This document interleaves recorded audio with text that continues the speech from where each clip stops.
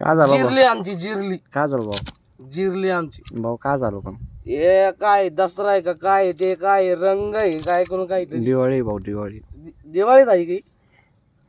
ए काय एक तुम्ही देशी घ्या आणि तुम्ही तुमची नीट माय घाला आम्ही आमची नीट माय घालतो चला भाऊ पण मग तो लोकाला शिवाय देवळा आला काय